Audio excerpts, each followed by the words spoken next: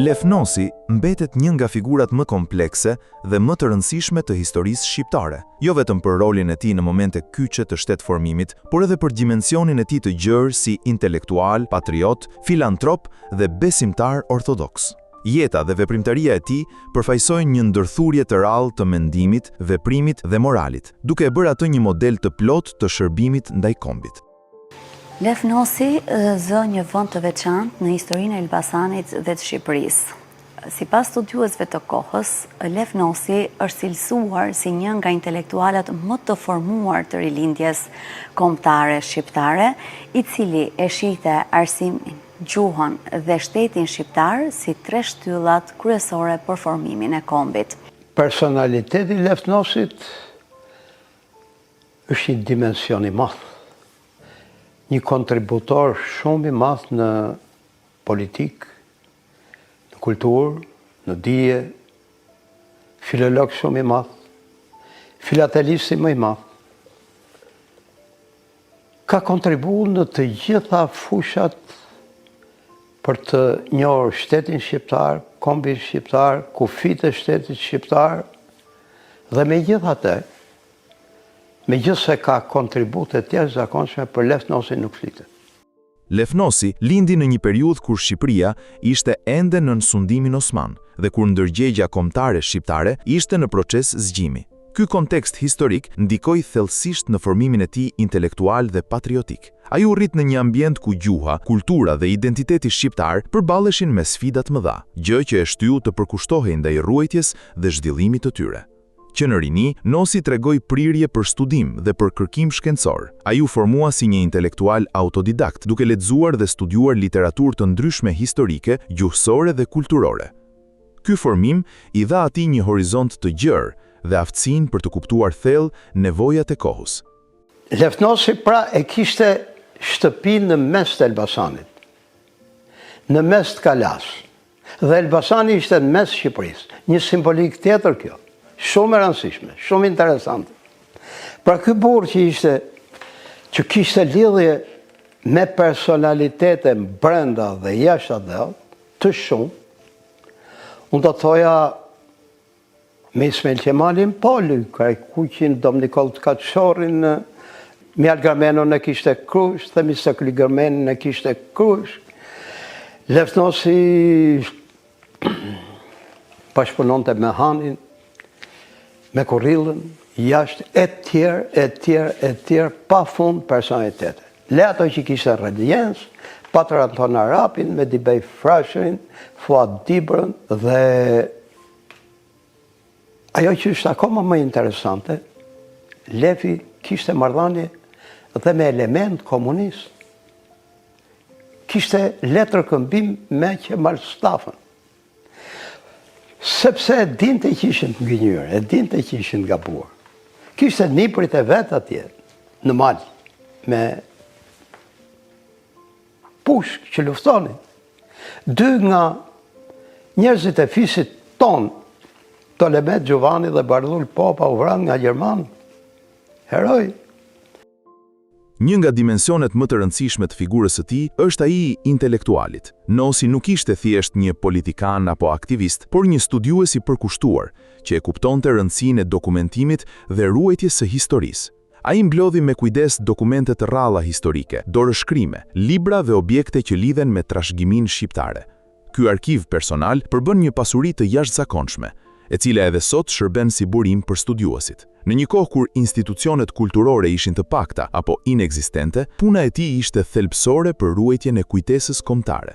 Ai gjithashtu kontribuai në përhapjen e dijes dhe në ngritjen e nivelit kulturor të shoqërisë shqiptare. Për të, kultura dhe arsimi ishin themelet e një kombi të fortë dhe të qëndrueshëm. Në Elbasan, kontributi i tij ishte shumë planësh. Ai do të angazhohet në përhapjen e gjuhës, arsimit shqip. Fillimisht është pjesëmarrës në Kongresin e Manastirit në 1908, donë si një delegat pa të drejtë vote, por me një kontribut të jashtëzakonshëm në caktimin e alfabetit shqip. Në 1909 është përfaqësues edhe pjesëmarrës më saktë në Kongresin e Elbasanit, nga e cila lindi dhe Shkolla Normale e Elbasanit, i parë institucion për përgatitjen e mësuesve shqiptar. Po ashtu, Lefnosi themeloi dhe gazetën Tomori në qytetin e Elbasanit, e cila në këtë kohë do të jetë një tribunë e rëndësishme për përhapjen e ideve kombëtare dhe për ndërgjegjësimin politik të shqiptarëve.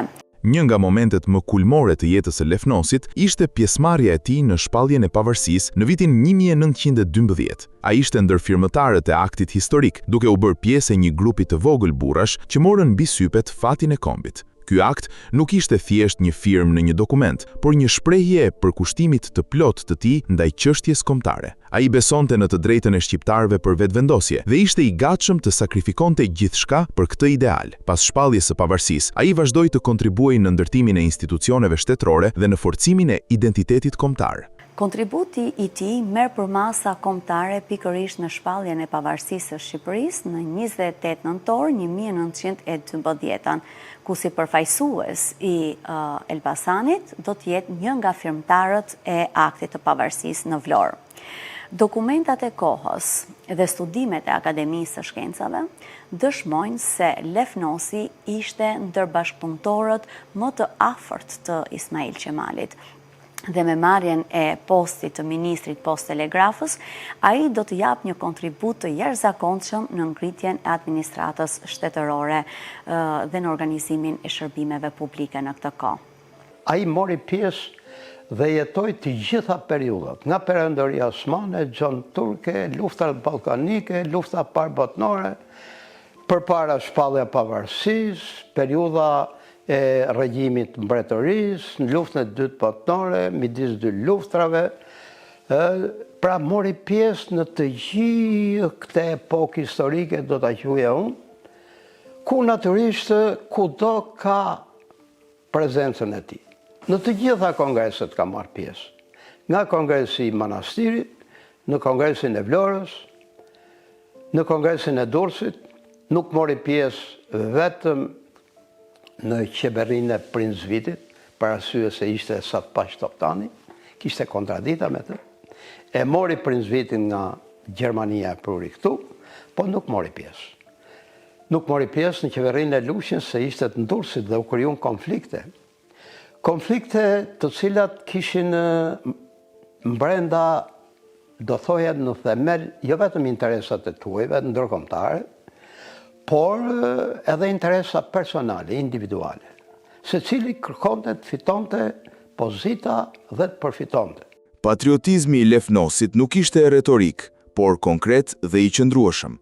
Ai e shifte kombin si një bashkësi vlerash, historie dhe aspiratash të përbashkëta. Për këtë arsye, ai punoi pa u lodhur për të promovuar unitetin dhe zhvillimin e Shqipërisë. Ai mbajti pozicione të rëndësishme në jetën politike dhe administrative të vendit, duke kontribuar në organizimin e shtetit të ri shqiptar. Në çdo detyrë që mori, ai tregoi ndershmëri, përkushtim dhe integritet. Megjithatë, jeta e tij nuk ishte pa sfida. Ai u përball me periudha të vështira politike dhe me ndryshime të mëdha në sistemin shtetëror, por gjithmonë ruajti qëndrimet e tij të bazuara në parime. Ajo çka është më e rëndësishme është që për te veprimtarive politike, Lefnosi duhet të theksojmë se ishte një studiues i pasionuar, ku ai mbledh mjaft dorëshkrime, dokumenta arkivore, monedha, pulla postare, objekte etnografike, duke lënë dhe materiale me vlerë të jashtëzakonshme për historinë tonë kombëtare. Një aspekt shpesh më pak i theksuar, por po aq i rëndësishëm, është ai i filantropisë së Lefnosit. Ai ishte i njohur për ndihmën që u jepte njerëzve në nevojë dhe për mbështetjen e tij ndaj iniciativave arsimore dhe kulturore. Ai kontribuoi në hapjen e shkollave dhe në përhapjen e arsimit në gjuhën shqipe.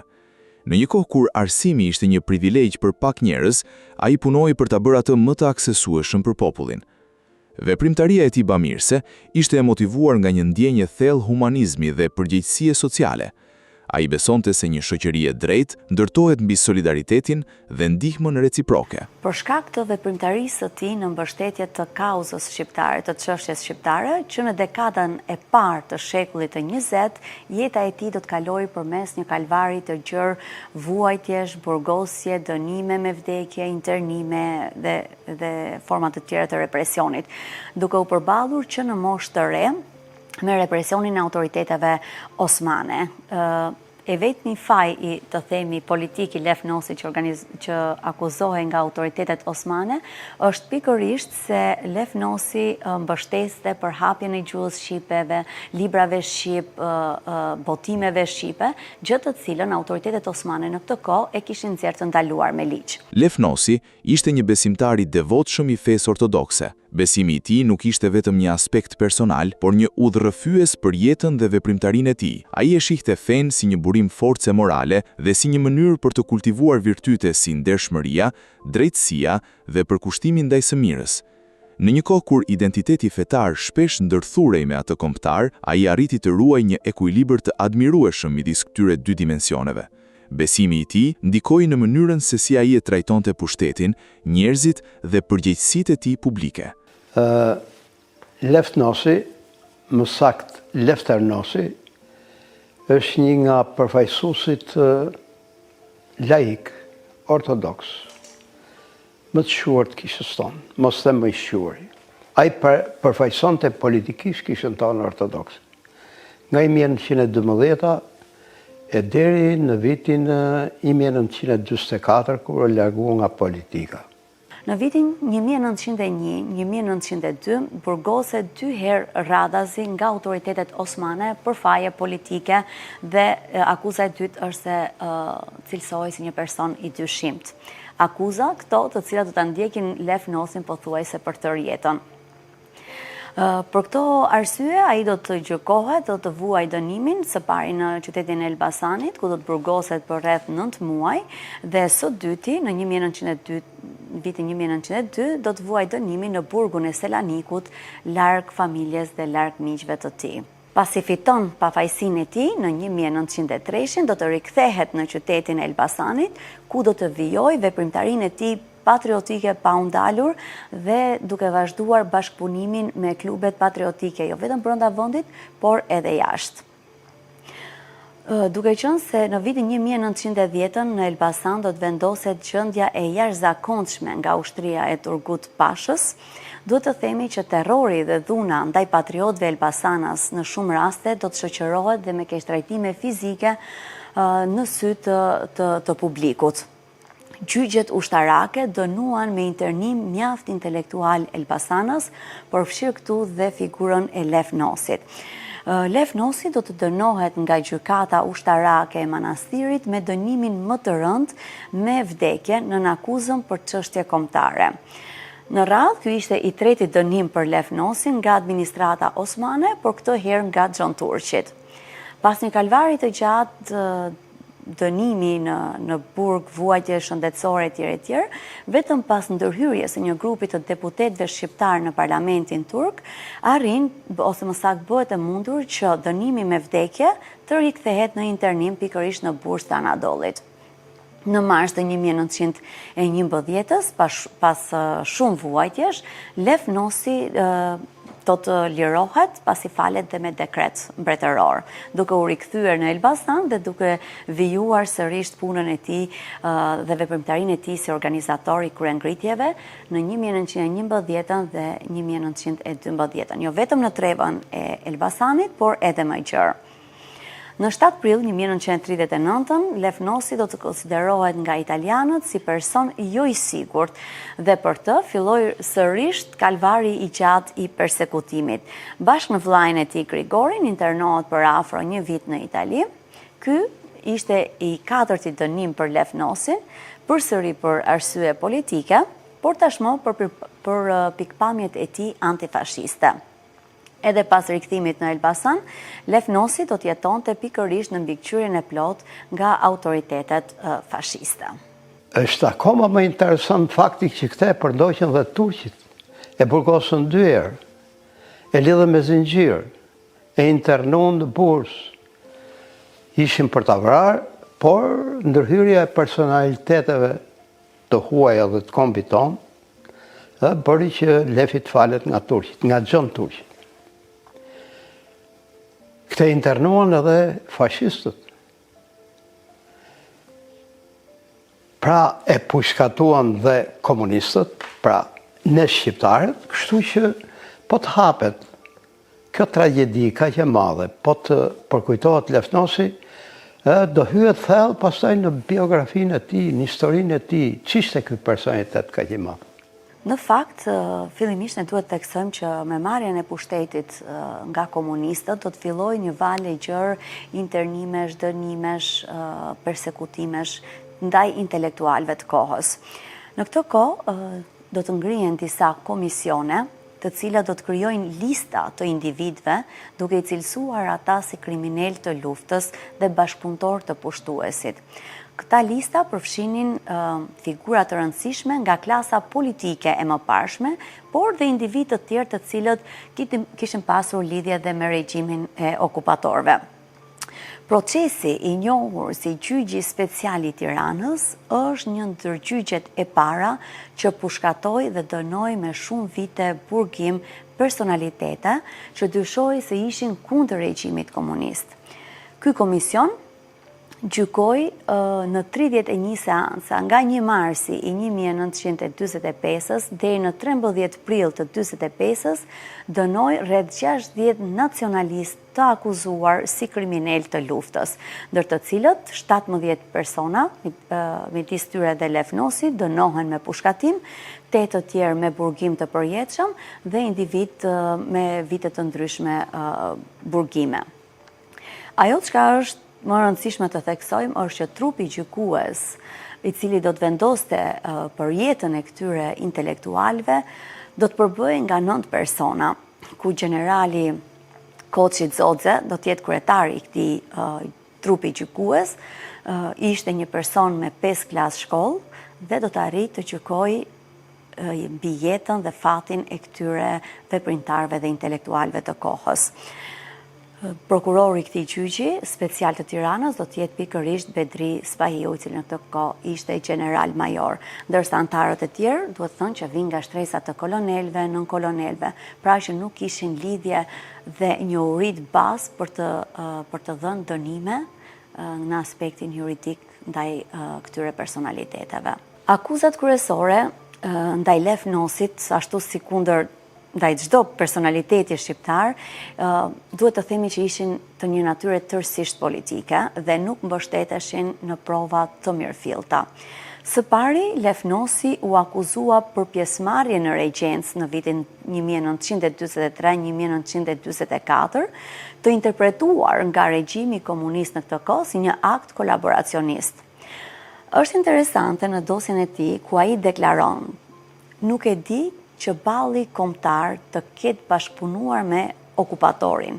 Antar i regjencës kam qenë, por nuk merresha me punët e qeverisë." Dhe këtë fjalim të Lefnosit në gjyqin special e gjeni në dosjen e tij, pikërisht në fondin e Ministrisë të Punëve të Brendshme, në fondin 1 në dosjen 1086A. Së dyti, ndaj tij ngrihen akuza të përgjithshme për krime lufte, vrasje dhe për ndjekje të popullsisë të formuluara pa emra, pa data, pa lidhje shkaksore me aktivitetin e tij real.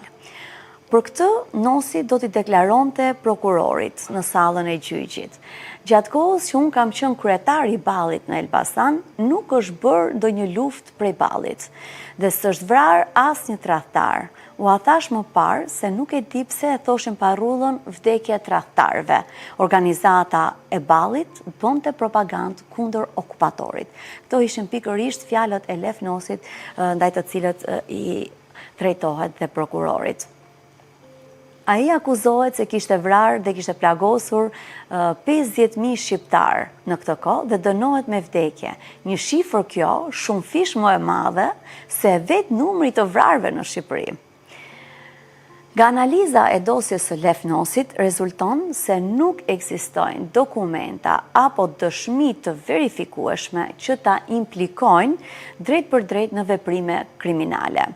Procesi gjyqësor, ashtu si shumë intelektualëve të kohës, ishte i paracaktuar dhe synonte goditjen e elitave nacionaliste, duke e përdorur figurën e tij simbolike si shembull represioni në konsolidimin e pushtetit komunist.